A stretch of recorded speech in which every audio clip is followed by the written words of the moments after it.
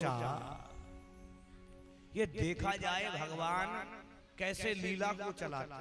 भाई इतना बड़ा परिकर है, इतना बड़ा परिवार, हमारे घर में तो एक है, वही पीछे नाम छुड़ा सके।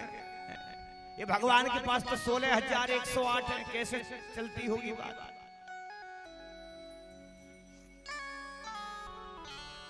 नारद जी पहुंच गए भगवान की सुधर्मा सभा में। भगवान वहां सभा ले रहे थे। भगवान ने प्रणाम किया नारद जी का, कैसे आगमन होना। मैया, ओ मैया, नहीं शांति से बैठ जाओ, आखिर दिन काय को। और यहीं बैठी बिल्कुल कोने पे मेरे कान पे। हम कहीं आगे पीछे बैठी होती तो बात भी अलग, चलो ना आ रही आवाज तक। भैया निवेदन है, बालक हूं आपको, मेरा किसी को भी अपमानित करने का आशा नहीं है, परंतु कथा में शांति के साथ बैठे। 6 दिन तक बड़े आराम से बैठ के कथा सुनी, ना जाने आज कौन सा पहिया दिमाग में लगा के आया है, वो रुकी ना रहो।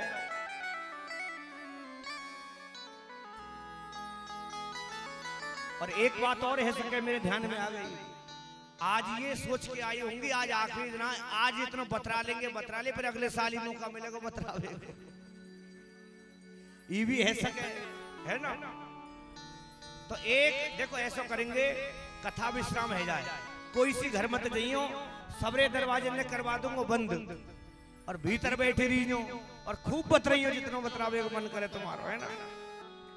और जब जी भर जाए तब गेट खटका दे, गुरुजी गेट खुलवा जाओ, घर जाना हो। बोले वहां के बिहारी लाल। देखो कछु मैयान की आत्मा इतनी प्रसन्न है गई, भूली ना है समारी पीछे तक। वाह महाराज, बड़ी अच्छी बात है। तो भगवान की लीला को देखने के लिए नारद जी चले गए। अब नारद जी सोच रहे हैं भगवान यहाँ बैठे हैं तो दूसरे कक्ष में कौन होगा। हाँ भैया,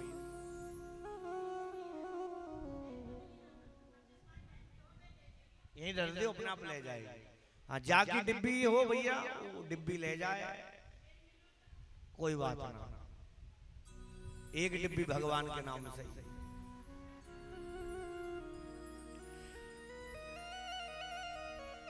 अब नारद जी दूसरे कक्ष में गए तो भगवान देवी रुक्मणी के साथ चौसर खेल रहे थे। तीसरे कक्ष में गए तो भगवान भोजन कर रहे हैं। चौथे कक्ष में गए भगवान विश्राम कर रहे हैं। जितने जितने कक्षों में नारद जी जाते हैं उतने ही कक्षों में भगवान विराजमान हैं। नारद जी ने अपनी आंख बंद करी और नीचे बैठ गए, कहा धन्य हो प्रभु, हरि अनंत, हरि कथा अनंता। तो आप यह समझें कि भगवान कहीं विराजमान नहीं है। आप इधर आकर के बैठ जाओ खड़े होने से। इन्होंने 7 दिन से लगातार कथा सुनी है, एक समय बिल्कुल शांत होकर के। तो आप लोगों को जगह देने के लिए वो भैया बाबा उठ गए, मैंने आप यहाँ आकर के बैठो। और देखो भगवान की कृपा कितनी सुंदर। अभी थोड़ी दूर बैठे थे वहां पर पीछे, भगवान ने कहा तो यहाँ आकर के बैठो।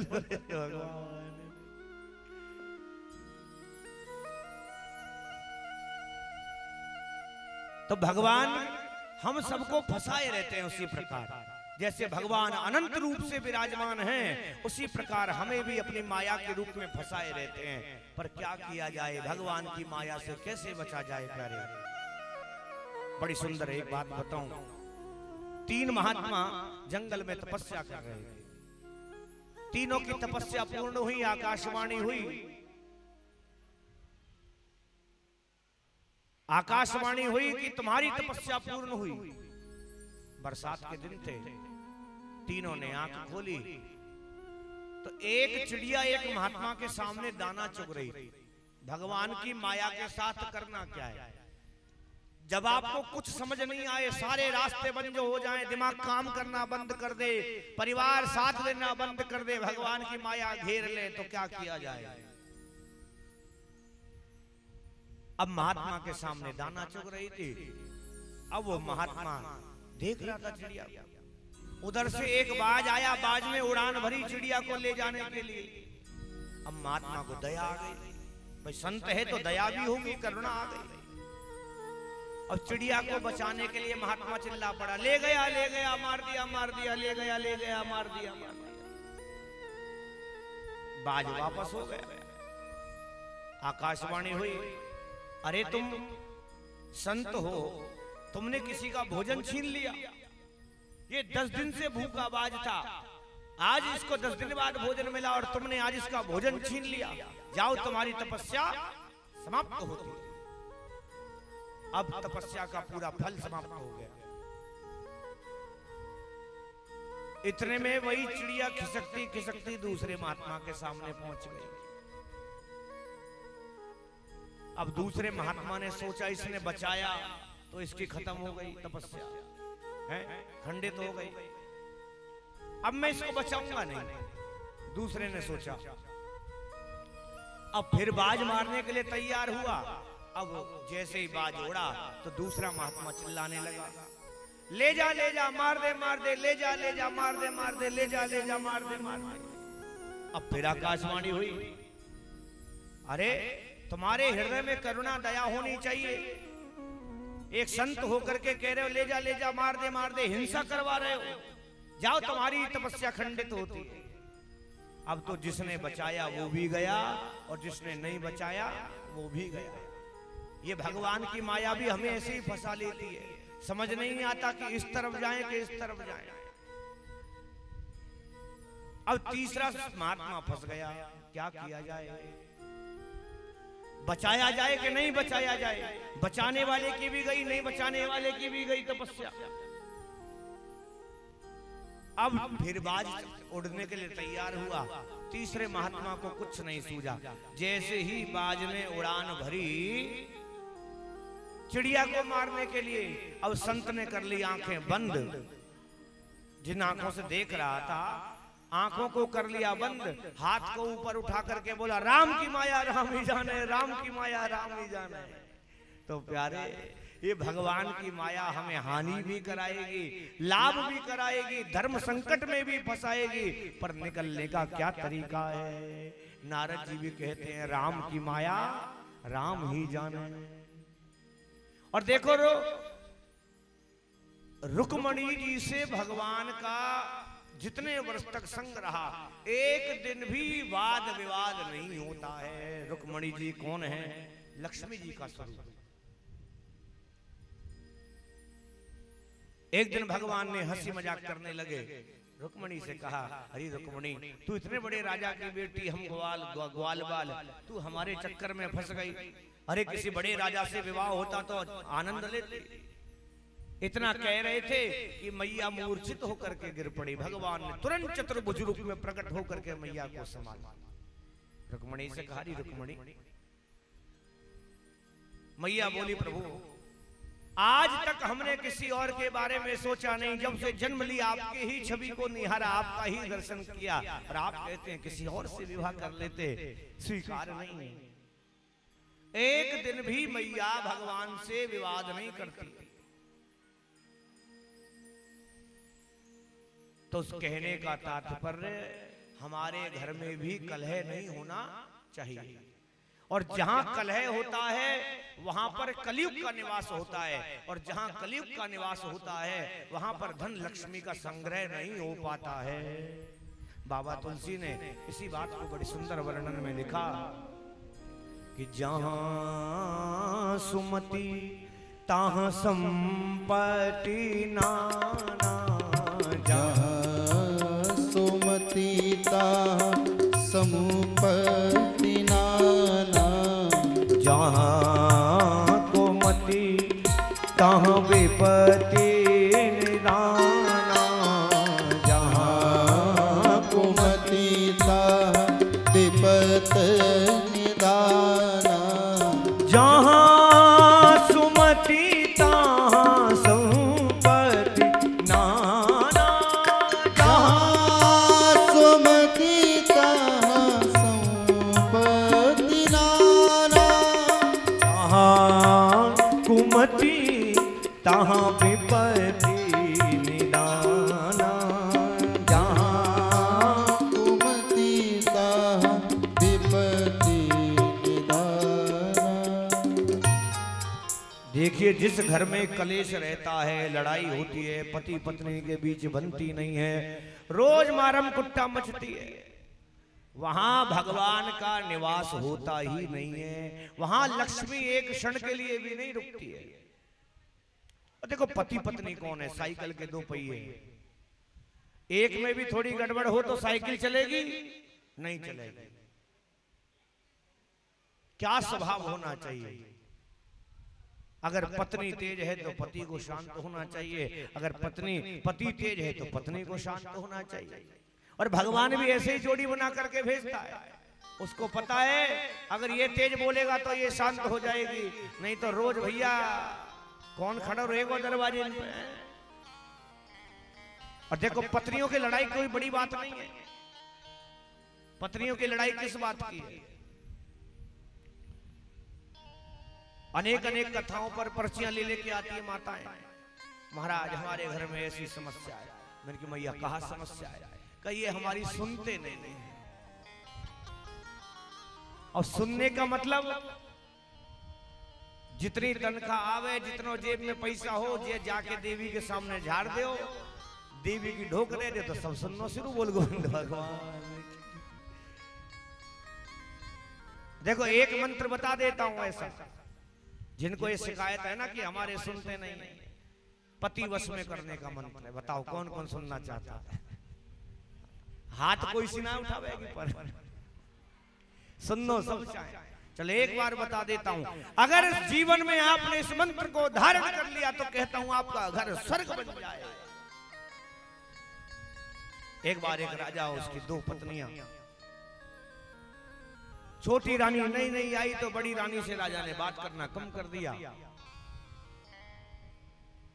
अब बहुत दिन हो गए, बड़ी रानी से बात नहीं हुई, तो कुछ दिन बाद रानी ने बड़ी रानी से बात करना चालू कर दिया, छोटी से बंद कर दिया। छोटी नहीं आई थी तो धैर्य नहीं था, इतना समझदारी नहीं थी।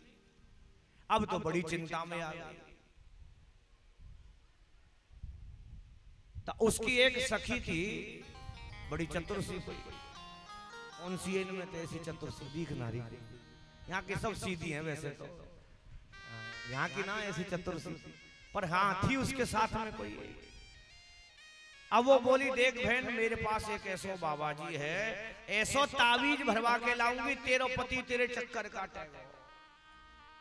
अच्छा बहन मैं मानती तो नहीं हूं, पर तू कह रही है तो चल लूंगी।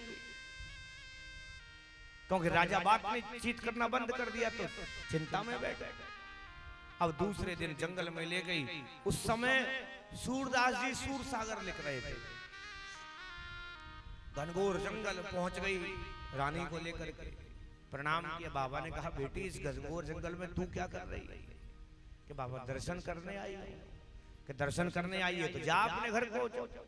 कि बाबा एक समस्या है उसका समाधान कर दो। बाबा ने कहा क्या समस्या है? का इसका पति इसकी सुनता नहीं। बाबा ने समझाया समय है बेटा, ऊपर नीचे चलता है, हो जाएगा ठीक, कोई बात नहीं, क्यों चिंता करती? नाना बाबा ऐसा कर कोई तावीज भर दे। बाबा ने बोला ये तावीज वावीज से कुछ नहीं होता, समय ठीक होगा सब अपने आप हो जाएगा। नाना जब जाऊंगी जब तावीज भर दोगे बाबा।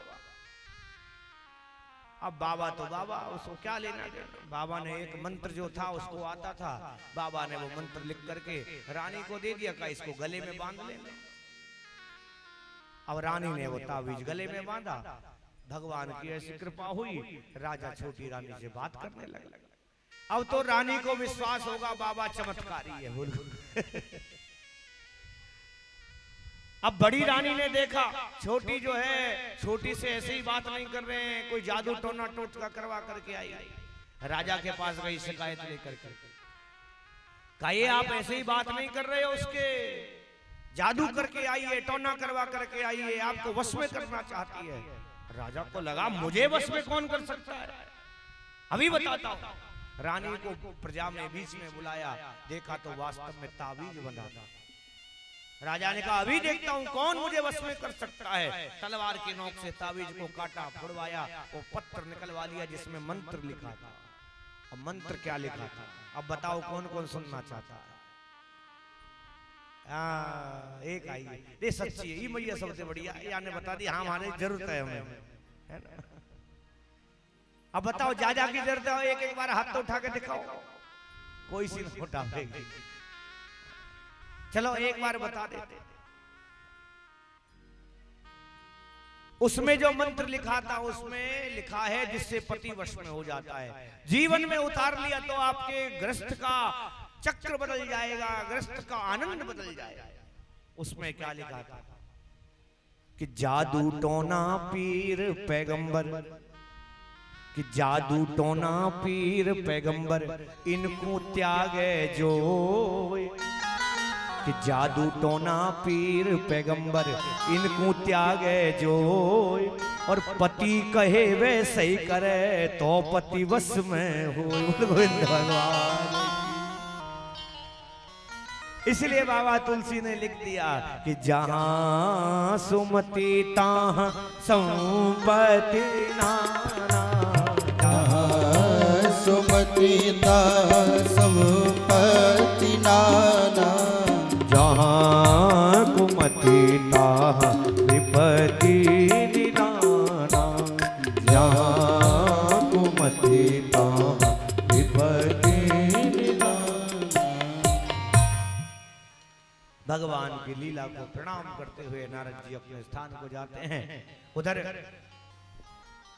एक दिन भगवान समुद्र के किनारे कुटिया बना करके रहते हैं।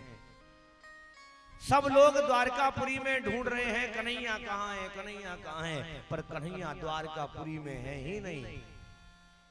सब लोग ढूंढते ढूंढते पहुंचे, देखा कि सोने की द्वारकापुरी को छोड़ करके ये फूस की कुटिया में कौन ऐसा महात्मा आ गया जो रह रहा। कुटिया के अंदर प्रवेश किया,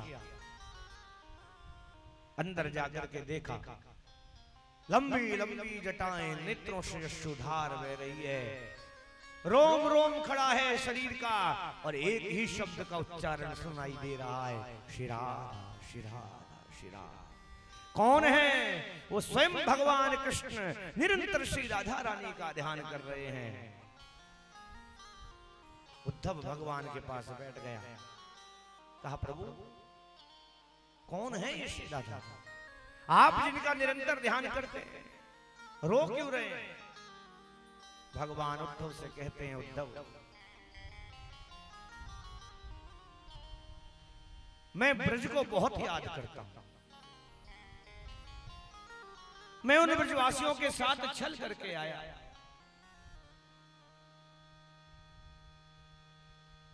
उनको परसों का आश्वासन दे करके आया कि मैं परसों आ जाऊंगा, पर आज बरसों बीत गए पर मैं आज तक नहीं गया। ना जाने वो गोपियां, वो ब्रजवासी मुझे किस भाव से देखते होंगे। मुझे ब्रज की बहुत याद आती है।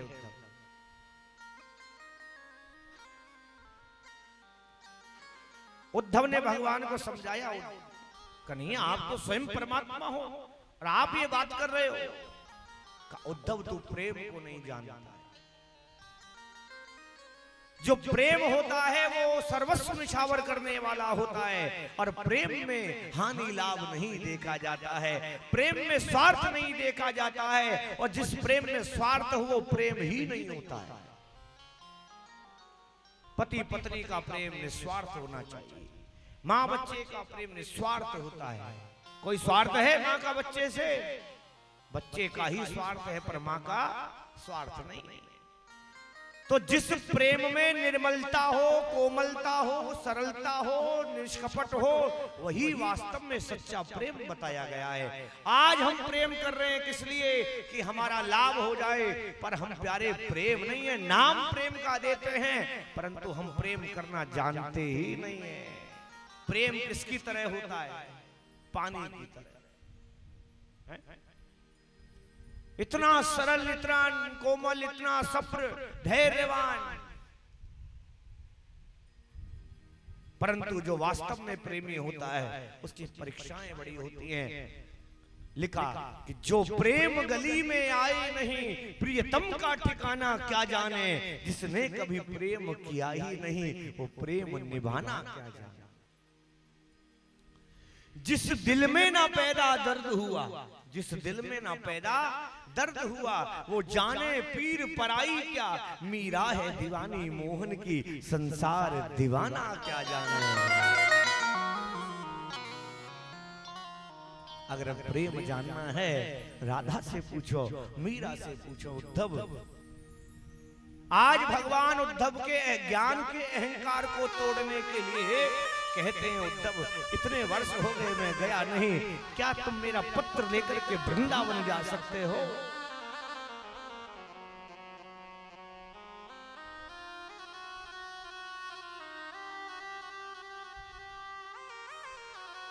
उधर भगवान उद्धव से कहते हैं, वृंदावन पत्र लेकर जाने के लिए अपनी काली कांवल मोर पंख जिस रथ में मथुरा से वृंदावन से मथुरा आए थे, वही रथ भगवान ने उद्धव को दे दिया। कहा जाओ, जाकर के उन ब्रजवासियों को कहना ये तुम्हारा कन्हैया धोखेबाज नहीं है। ब्रजवासियों, आज भी तुम्हें उतना ही याद करता है, उतना ही प्रेम करता है।